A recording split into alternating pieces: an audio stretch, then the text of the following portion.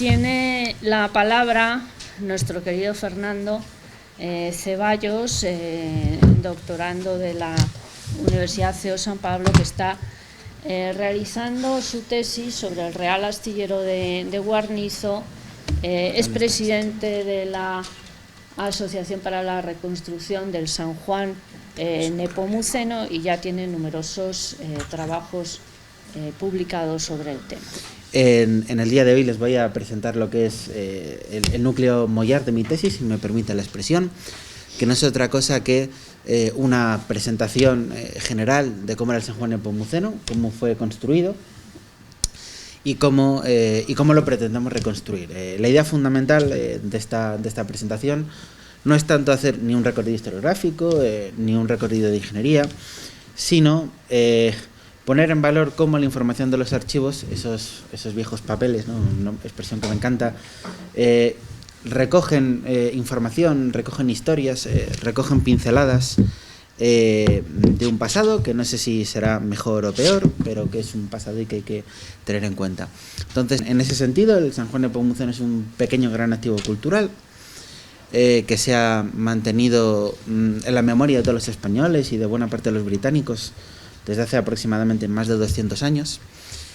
Y en el día de hoy lo que quiero es devolverlo a la vida, en un primer momento gracias a las herramientas informáticas que tenemos a día de hoy,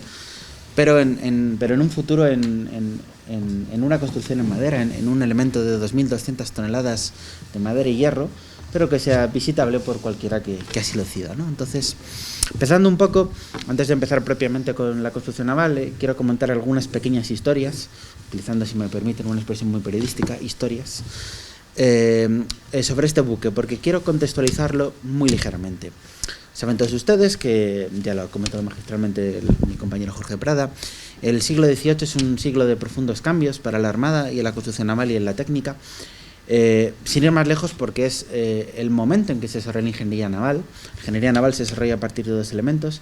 Uno, en primer lugar, es el cálculo y la física y las matemáticas aplicadas al diseño naval, y el segundo cambio, muy relacionado con este, es la puesta en marcha por primera vez de la oficina técnica, ¿no? Que no deja de ser otra cosa que una reunión de constructoras navales, de ingenieros navales, que pueden garantizar la construcción de barcos de elementos verdaderamente de serie, ¿no? Elementos, navíos, en los que no hay una diferencia,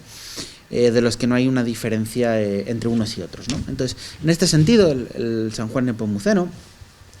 originalmente iba a ser un navío que iba a ser claramente serio, porque iba a ser un navío diseñado por las concepciones de Jorge Juan, por los navíos de 70 cañones, que han sido magistralmente recuperados por el profesor Castellano Galán de la Universidad de Cantabria, aunque desgraciadamente en un momento determinado decidió no continuar con sus investigaciones. Pero a partir de lo que ese navío de serie iba a ser un San Juan Nepomuceno, en 1765, en medio de unas profundísimas relaciones con nuestros amigos los franceses, no es ironía, se produjo un cambio. Grimaldi, con Carlos III, y decidió dar un volantazo. Un volantazo no es la mejor expresión, pero un giro de 360 grados, ¿no? Entonces, a ese giro de 360 grados implicaba que España necesitaba una armada capaz de operar en conjunción con la francesa. Actualmente, en nuestra armada actual, en nuestras fuerzas armadas, la operación conjunta es uno de los pilares con el resto de aliados de la OTAN. Pues en el siglo XVIII se buscó hacer algo muy similar. Entonces, el San Juan Nepomuceno, en Guarnizo, en ese pequeño astillero montañés, en esa pequeñísima, como usted denomina, en esa pequeñísima manufactura del norte de Castilla, no de Cantabria ni de otras cosas, del norte de Castilla, ahí residía el mayor conocimiento de la construcción naval española. Lo siento mucho, Ferrol se construyó a partir de Guarnizo,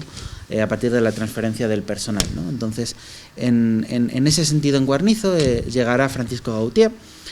como, de alguna manera, ingeniero responsable y, de alguna manera, como les digo, enlace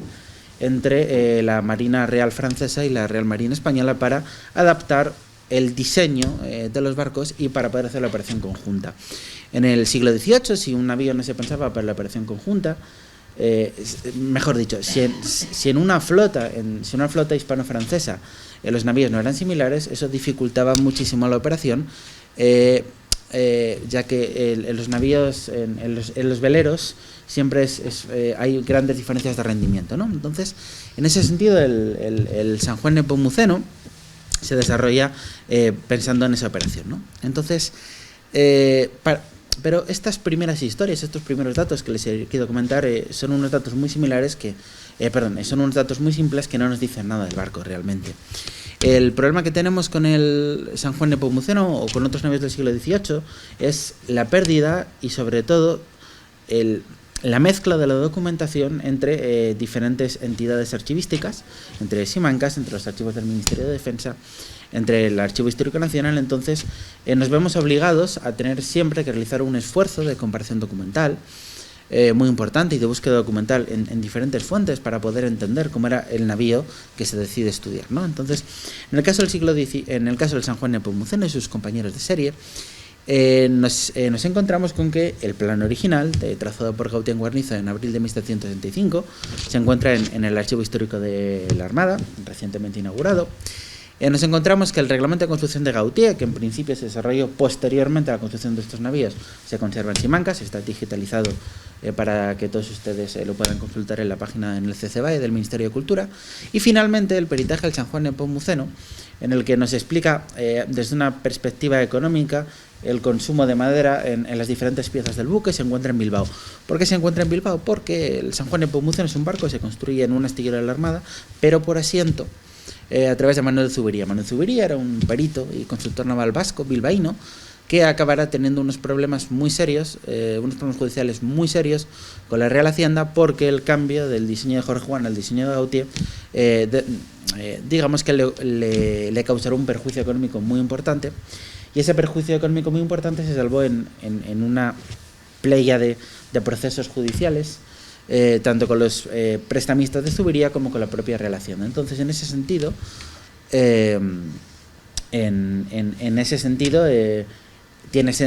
la documentación se conserva en Bilbao porque se debió trasladar para ver un proceso judicial entre Zubería y sus prestamistas, vamos a decirlo así. Entonces, estas tres fuentes, que se las he puesto aquí referidas, no sé muy bien, son simplemente más para una primera visión, cuentan o son los únicos documentos que podemos utilizar para entender cómo era este barco. Digo esto porque no nos vale coger los reglamentos posteriores de Gautier, coger toda la documentación que se conserva en Simancas del Arsenal de Ferrol, porque esa documentación se realiza a posteriori a la construcción del San Juan Nepomuceno. Es decir, el San Juan Nepomuceno son navíos prototipos y por tanto tenemos que buscar el origen último de esa documentación. Entonces, estas fuentes, que tenemos planos y documentación textual y documentación económica, necesitamos compararlas. Entonces, para compararlas, muy pronto en mi tesis me di cuenta que no era únicamente válido o necesario un conocimiento humanístico, sino que es muy necesario un conocimiento de ingeniería naval, pero también de modelado. El modelado 3D o el diseño es una herramienta que es necesaria porque solo la ingeniería nos va a permitir confirmar o desmentir lo que yo tengo o lo que yo estoy demostrando a nivel humanístico. Entonces, por eso hemos dividido el proceso de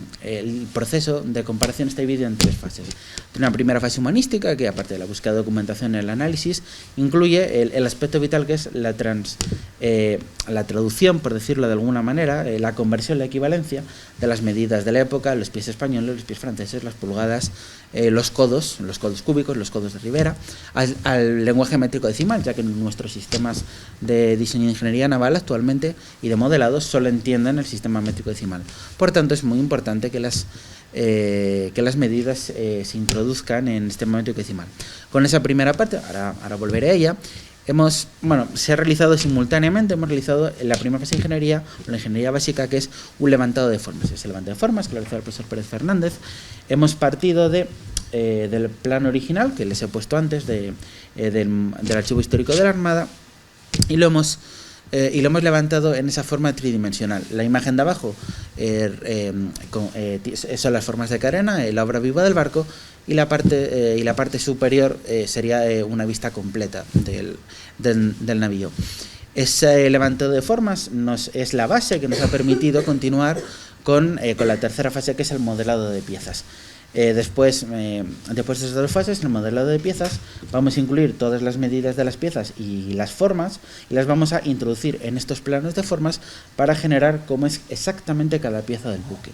Porque lo que las formas ya nos dicen, evidentemente, como su propio nombre indica, nos enseñan esas propias formas, mejor dicho,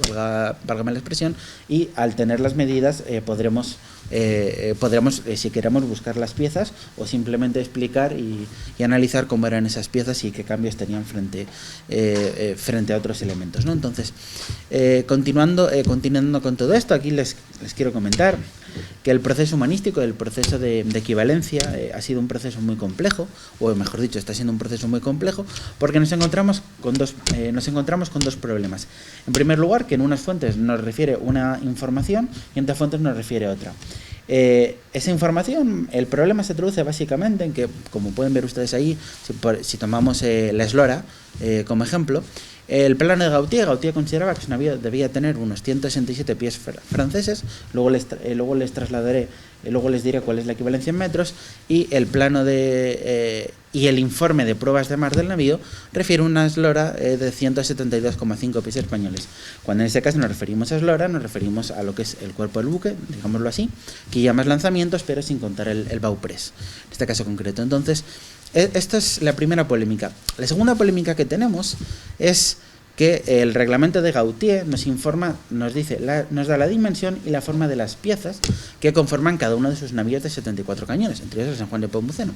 Pero el peritaje realizado posteriormente no tenía la misión, del que les he hablado, no tenía la misión de explicar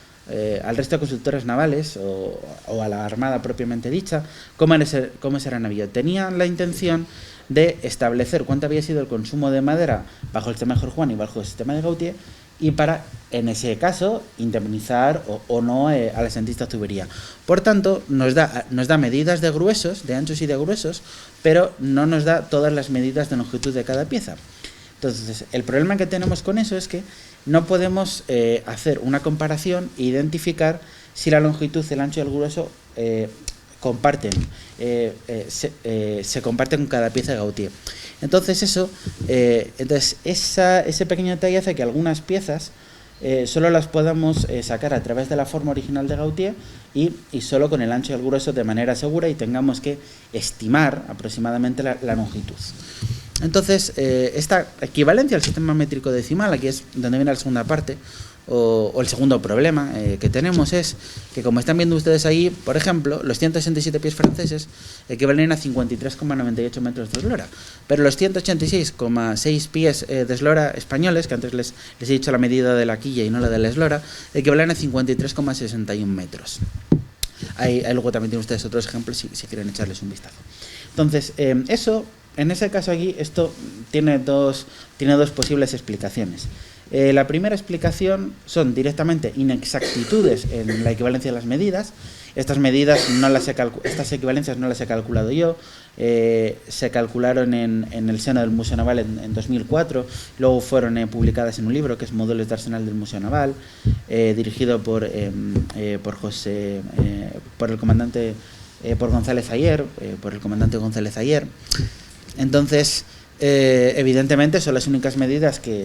equivalencias que a mí personalmente me generan confianza. Entonces, reconozco, pues que puede que estén equivocadas, porque tenemos tenemos esos problemas. Pero el segundo punto es una realidad de la ingeniería naval, incluso a día de hoy, que no deja de ser otra, que muchas veces no se pueden trasladar los planos, la realidad teórica, por llamarlo de alguna manera, a la realidad práctica de la construcción, y en ciertos momentos se producen pequeños errores, o se tienen que tomar en el proceso de construcción, en el proceso de industrialización, se tienen que tomar pequeños cambios, ¿no?, por llamarlos de alguna manera. Entonces, en ese sentido, comentaba el Jean Bourdillot, en uno de sus libros, En la vida de 74 cañones, refería que, independientemente del trabajo del ingeniero, que hace un trabajo general, define un buque, define un concepto, define unas líneas, luego eran los contramaestres de construcción, los encargados de trasladar esas líneas, y los carpinteros de Ribera, lógicamente, a la realidad, ¿no? a un modelo de la realidad, ¿no? Tanto un modelo de arsenal, de aprendizaje, como lógicamente la propia construcción del buque, ¿no? Entonces, en ese sentido, la documentación que hemos encontrado sobre la construcción es muy pequeña. No es directamente atribuirlo al San Juan Nepomuceno, sino a otros navíos posteriores de Gautier hechos en Guarnizo. Entonces, tenemos esa duda. Entonces, hemos desarrollado, hemos visto que la única manera que tenemos de resolver las divergencias es la ingeniería naval. Me explico. El levantado de formas que les he comentado actualmente, el plano de Gautier, informaba adecuadamente, o mejor dicho, recogía la disposición de las cuadernas principales del buque, que son las que están viendo ustedes en posición inferior a la imagen. Entonces, esas cuadernas principales del buque, el San Juan Nepomuceno y los 74 cañones de Gautier tenían 63 cuadernas, pero solo había, esas que son las que están viendo ustedes ahí, son las cuadernas principales del buque, es decir, una cuaderna principal de un buque, sin entrar en cuadernas maestras y en otras definiciones, en este sistema de Gautier son las que no se ven cortadas bajo ningún concepto desde la quilla hasta los reveses, hasta literalmente la borda, ¿no? En los castillos de los alcázares de popa y proa. Entonces, esas cuadernas son las principales y son las que van posteriormente reforzadas o de alguna manera encoramentadas encima una vez que está la cuaderna y el forro interior y exterior, pues dentro del forro interior, lo que es el volumen interno de cabina del buque, son las que van sujetas o reforzadas a través de las cuadernas de sobreplano. Y el resto de cuadernas, que estaban todas situadas a una distancia aproximadamente entre 5 y unos 8 centímetros de espacio entre ellas, de clara de cuadernas, esas son las que sí se ven cortadas en la estructura del buque por las puertas de artillería y por otros elementos. Entonces, lo que estamos haciendo es, estamos introduciendo en el programa de diseño todo, aparte de las formas que las tenemos por reglamento de Gautier, estamos introduciendo los anchos, los gruesos y las longitudes de esas piezas, y estamos viendo si nos coincide la documentación que tenemos textual, si nos coincide con el plano de formas. Si esa documentación nos coincide con el plano de formas, sacaremos una publicación a futuro, porque esto evidentemente no va a dar tiempo para ir a mi tesis, en la que explicaremos cómo era el San Juan Nepomuceno y cómo era cada una de sus piezas. Esto, si realmente conseguimos esto no lo hacemos únicamente desde una perspectiva científica, sino que lo hacemos por una perspectiva cultural. A nosotros no nos interesa única y exclusivamente el avance de la disciplina científica, de la historiografía o de la historia naval, sino que lo que nos interesa es realizar la ingeniería para la construcción de un San Juan Nepomuceno a escala real. A lo mejor les ha llegado el proyecto, a lo mejor no. Entonces, nuestra idea con esto es, de hecho realmente estamos también buscando madera y haciendo otros trabajos. Toda esta información se va a volcar en la construcción de, como les comento, un San Juan Nepomuceno a escala 1:1 en Santander, en principio en el dique de Agamazo, es lo que estamos negociando. Y ese San Juan Nepomuceno será la pieza estelar de un nuevo museo, de historia naval, que será lo que queremos denominar Museo Real Estirio de Guarnizo, porque queremos recuperar ese nombre. Y ese barco, esta construcción, esta ingeniería, no será únicamente un elemento cultural construido desde una perspectiva industrial, pensado para una explotación cultural, sino que se va a convertir, o es lo que estamos trabajando, en dos elementos. Primero, se va a convertir en un elemento de formación, porque gracias a la recuperación de esta ingeniería naval, de esta construcción, se va a poder volver a formar, volver a recuperar las capacidades de la carpintería de Ribera en España, pero también se va a convertir en una especie de aula abierta, de escuela abierta, en el que ingenieros, historiadores, carpinteros puedan formarse y puedan entender cómo se construían estos navíos del siglo XVIII. Evidentemente, lo que buscamos con esto es poner en valor una tecnología que está razonablemente olvidada en España. Evidentemente no está olvidada ni en Gran Bretaña, ni en Francia, ni en Italia, ni en otros países, pero sí en España, salvo el único ejemplo de Xavier Albaola y de Xavier Agote en Albaola en Pasajes. Entonces queremos volver a recuperar eso, pero por otro lado no queremos tampoco olvidarnos que lo que buscamos también con el proyecto es desde una perspectiva humanística, volver a llevar al debate público, llevar al debate cultural y acabar con todas la sarta de manipulaciones vertidas por el mundo anglosajón, aquí por profesores británicos, pero lo siento mucho, que se han dedicado única y exclusivamente a manipular un debate para anular todos los avances de la técnica de la construcción naval española, para anular todos los éxitos tácticos y estratégicos de la Real Armada en el siglo XVIII y fundamentalmente fueron manipulados desde Mahan en adelante. Y lo que buscamos es que los españoles y que la hispanidad recupere lo que verdaderamente fue la mayor potencia naval durante 3 siglos, y en el siglo XVIII al menos algo contestada, seamos serios, pero que se pueda recuperar esa idea para facilitar de alguna manera para facilitar sobre todo una sociedad más formada y más culta. Y evidentemente todo esto nos lleva a la figura de Churruca, por eso está ahí el homenaje a los caídos por España, porque Churruca ha sido víctima de una historiografía y de unos comentarios excesivamente románticos, de la romantidad de la tragedia, cuando Churruca realmente lo que hace es demuestra que consumando del San Juan Nepomuceno, demuestra que la construcción naval española era seguramente la mejor construcción naval del periodo. Y no independientemente que Gautier fuera el ingeniero jefe, porque Gautier lo único que hace es mezcla el avance francés a nivel de velocidad y maniobrabilidad, lo mezcla con la tradición española de verdaderas, no me gusta llamarlo así, pero bueno, de verdaderas fortalezas flotantes capaces de convertirse en elementos tácticos temibles, porque Churruca lo que consigue con el San Juan Nepomuceno es que destrozar 4 navíos británicos, varios de 3 puentes. Sí,